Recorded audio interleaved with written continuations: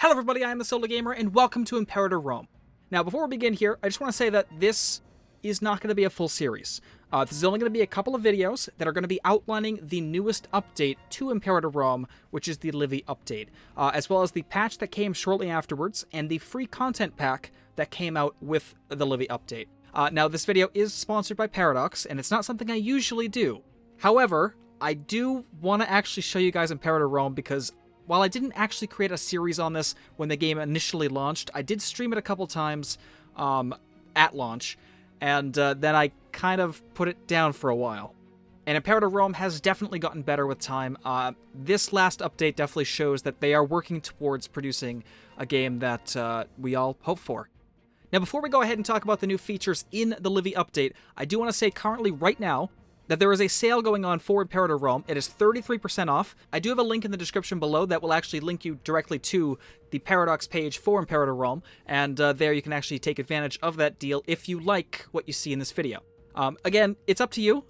This is something new to, for this channel, is a sponsored video, and, I'm still kind of feeling my way through this. Let me know what you guys think about this as a whole. Again, my opinions don't change about the game. If I don't like something, I'm going to say it. If I do like something, obviously you'll know, because I'm very enthusiastic about things that I do like. There is one feature that I am very happy that they included in the Livy update. This, however, we will address once we get into game. So again, this isn't going to be a full campaign or whatever. I am going to show you guys the two main countries that are featured basically in the free content pack, which is the Punic Wars. And the Punic Wars were obviously a war between Rome and Carthage. In the Livy update, they actually released a mission tree, and the mission tree is a combination of Hearts of Iron 4 and EU4's mission system. It's a little bit of both, and we'll talk about that once we get going here. I'm actually going to start the game as Carthage, and I will tag switch to Rome, and then we'll play as Rome for a little bit, just to kind of show you guys the new features that I was talking about. So here we are, the Sons of Tyre. Yes, Carthage shall endure. Okay, so here we are in Carthage. Now, of course, this update does come after the last big update, which was the one that removed all mana. Now, I'm going to be honest, I haven't really played the game concurrently since launch. I've only kind of dabbled a little bit here and there. I did take a look when they actually removed mana altogether. Obviously, I've playtested this version, and I really do like the improvements they made, but I can't remember the specifics on what the mana did at launch. Now, I'm not going to get into that last update. I'm just going to tell you guys how the game plays now with some of the new features. Now, again, one of the biggest features is the mission system, and in terms of Rome and Carthage, they have specific, non-generic missions, I should say, to add a lot of flavor to the countries that you're playing, as well as guide you towards a historical or ahistorical conclusion to the Punic Wars. So off the bat here, you can see that there are three main mission types. And I say mission types because these aren't technically the missions. I mean, they are, but, well, I guess they are the missions. And then if you click on one, these are the branches of said mission. Now, these branches actually basically tell your own story of how you're going to address this mission. So if you want to go down the Agent of the 104, so this is basically, I don't even know what they're talking about right now. So there was a revolution in Carthage, right? So this is dealing with the aftermath and guiding your country towards a different government or to just maintain, status quo. So at the start of the game, we'll just take a look really quickly. We're an aristocratic republic. Sorry, it's kind of late right now, so I'm not actually able to form coherent pronunciations of words. Aristocratic republic. There we go. However, if you did want to go ahead and switch that to either a plutocratic republic or a, where's the other one? Oligarchic republic, then you could definitely go ahead and do these separate branches, although it would, of course, lock the other branches.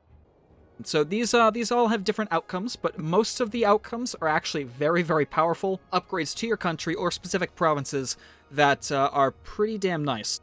So, for instance, if we take a look at Mercenary Patron, it gives this benefit for 20 years. Mercenary army maintenance is reduced by 10%, and recruit mercenary cost is reduced by 50%. So, if you're preparing for war with Rome, and you don't have a large military, you could definitely go ahead and prepare by taking some of these options and reducing your costs by quite a bit to purchase mercenaries and go and fight. Now, there are, of course, different things that you can choose from. Pearl of Africa. This is going to establish your economy for Carthage. So as you can see here, we have different rewards for food modifiers, free citizens in certain provinces. Like I said, it's a mixture between Hearts of Iron and EU Force mission system. It's a combination of both, but it does it in a different way that actually kind of works. This does take a very long time to get through one of these mission branches, and of course there are a couple. And these do kind of shuffle over time, I think, because this is generic, the Matters of Africa, because I believe every country or every region kind of gets their own generic missions to further their economy or further their war goals. But again, Rome, if we take a look, I have to open up the debug mode here, sorry. All right, so tag Rome. All right, for the Republic, yes. Okay, if we look at their mission tree, they have Roman Italia and the Matters of Italia, which is the generic mission conquer region. There we go. The debug mode actually tells us what it actually is. Perfect. Now, I am, of course, talking a little too much about the mission system, but I really like this feature a lot. It does bring a little bit more flavor to the game, as well as allow us to have goals, right? So we're pushed in a certain direction, which is good. Okay, so with that out of the way, let's actually go ahead and actually choose a mission for Rome, because we are playing a mini campaign here as Rome to show off the new features. And I think one of the things that we'll do is probably just do Roman Italia. So since the founding of Roma by Romulus hundreds of years ago, our proud city has skirmished with our Italic neighbors, vying for control of the coasts and cities of Latium and Campania. Our recent victories over the Etruscans and Samnites have proved our superiority, and it is clear that it is Rome who is destined to unite the Italic peoples and lead them to glory. Completion criteria is conquer or subdue the entire Italian peninsula. And of course, there are different branches as well. So if we want to come down here to the very end, we can see that there is a choice at the end to go either for a hegemony or a pan-Italic citizenship. And of course, the way you address this is going to be very different in terms of playthrough. So if you want to destroy all of your Italian allies, you can definitely do that. However, if you want to go a more peaceful or diplomatic approach, you could do the Pan-Italic Congress, which might be more interesting in terms of like getting certain vassals or feudatories, I should say, and going about conquering Italy that way. I will turn off the debug mode because that is getting a little bit annoying. So the reward for encouraging the expansion will be to gain claims on the entire Italian peninsula. Rome will be able to pick between various military modifiers as well. Or if we just choose the Pan-Italic Congress, rewards participating nations will receive diplomatic events which can improve their relations or create alliances. Now, I feel like getting the claims would be better first, just in case there is somebody I want to declare war on before things can conclude in the Congress. Although, if I do this, I can't destroy my Italian neighbors or allies. Let's just get the claims first, and then we'll do this after. Okay, another thing just to get going here, we'll do a little bit of an import. We'll do wine. Army maintenance cost. Yep, let's do that. Oh, we actually had two. That's fine. Now we'll go into, I guess, salt is the last one we have open to us. Okay. Now we'll take a look at our commanders. We'll just assign some people here. Actually, while talking about commanders, I will talk about, if we go into our, where am I looking? Characters. Show families. Great families have now been reduced. Well, families have been reduced, and now great families have been introduced. So every country has great families, and these great families are basically the only families you need to care about in terms of stability in your realm. Now, I'm not sure exactly how many families each power has. We are, what are we? We don't start off as a great power. Yeah, we're a local power right now. Basically, if you upgrade your status from whatever power you are to the next, you actually gain another family. And, of course, maintaining relations with these families is very important. They now require certain positions for each family. So if you do not meet these certain conditions, they will become scorned. And having a scorned family is not ideal depending on who they support in the Senate, or if you're a monarchy, who they support for heir. Things like that. You know, it's very important to keep your families in line and loyal to your to your consul, to your monarch, to whoever you have in charge. So with that being said, it looks like all of our houses here have positions filled in our government. If we take a look at the offices, this is another thing that was changed in this update, is that there is now a statesmanship experience in terms of how well they are at performing their position as censor, praetor. Yeah, I'm not going to talk about all these because, first of all, I can't pronounce them correctly. And second of all, there's just way too many. But anyway, they have a statesmanship level which can increase if they're in that role for much longer. So let's take a look at Gaius over here. With his position, he needs his martial skill to be very high. And to be fair, it is. It's 12 martial ability. However, his statesmanship is only at 50%, so he can only use half currently of his martial ability. And of course, depending on where this slider is, he would use that percentage of his overall ability. So assigning people that really aren't that great in terms of skill, but have higher statesmanship might be more beneficial than hiring someone that has a great skill, but very, very low statesmanship, because it might just equal out to you're getting more with someone who's crappier than not. In terms of Lucius over here, there probably will be somebody that's better than him in terms of his statesmanship, because his statesmanship is at 38%, but he only has a skill of 3. So no matter what, is basically just going to be pretty crap. Are you part of a... Yeah, you are a member of the Cornelii family. And as you can see here, Lucius over here has a skill of 8 zeal. And his statesmanship is pretty high as well, so he's going to keep most of that. He's a minor character, though. So you can still employ minor characters. They haven't disappeared, but again, you need to fulfill the positions that are required by your families, or else you're going to scorn them. So if we just take a look here, and I will do this because I really just... I think it'd be more beneficial to have him anyway. Let's just switch them out. As you can see, this position is now jumped up to 5 rather than 1, because his statesmanship is at 67%, so, you know, math, 5 out of 8. But again, we are now scorning the Cornelii family and have to find a replacement position for one of the members. Now, I do have an army that does need a commander. If we take a look, is there anyone from the Cornelii? No, of course not. They're all minor characters. That's... okay. Well, Lucius. You're not that bad, though. I mean, we do have some better generals, especially considering their skills kind of matter. But 6 isn't that bad. So, yeah, we will assign you from your last role, which was garbage, to General of the 1st Legion. There you go. That's a promotion, I would say. All right, in the 1st Navy, we'll just take a look. It looks like all of our other families are satisfied with their positions, so we'll just go ahead and... well, morale of armies doesn't matter here. We'll just assign Lucius. Okay. Invention. We will take a look at this in 1 second. Omen, we will just do national tax. I want to get started here. I'll start unpausing. Free idea slots, we will go ahead and just choose... let's do morale of armies.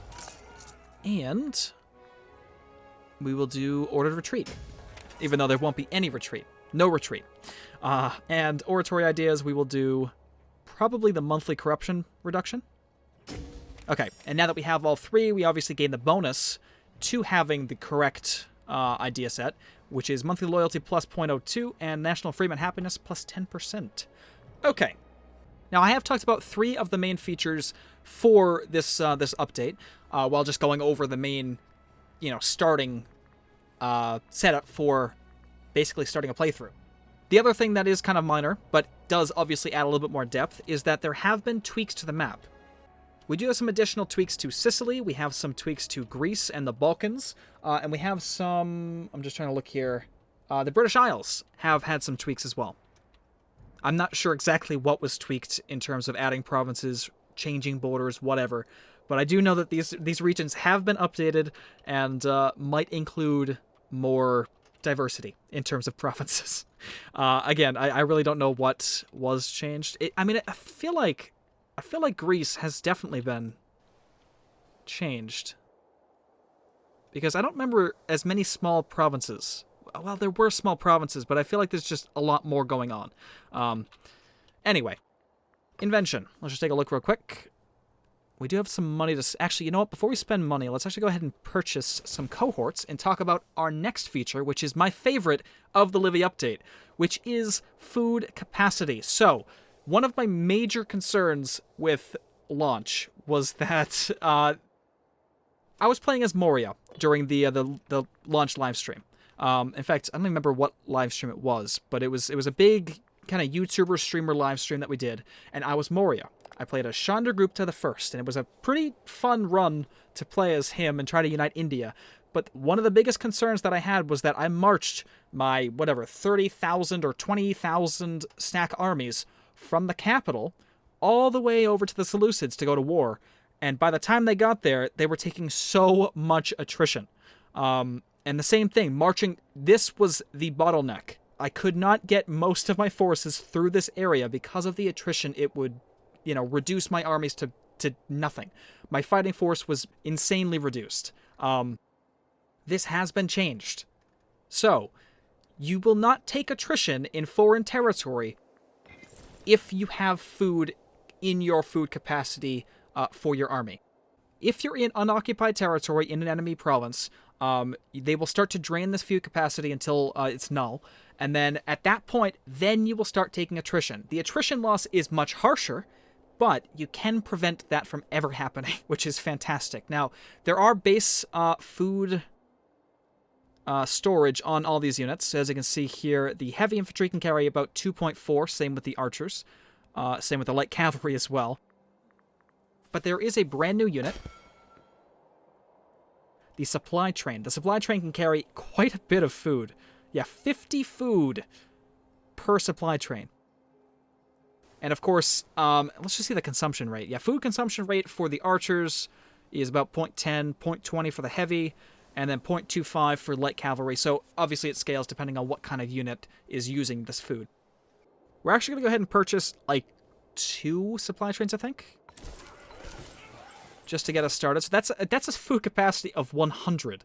Now we're currently storing about 30-ish food. It would use 2.2 food each month if we were in unoccupied territory. Now, one thing that is important to note is that you do take your food from your provinces, and your provinces also have a food capacity. Now, if you drain it, you're not going to be able to resupply your army, and then you're going to have some problems as well in that province.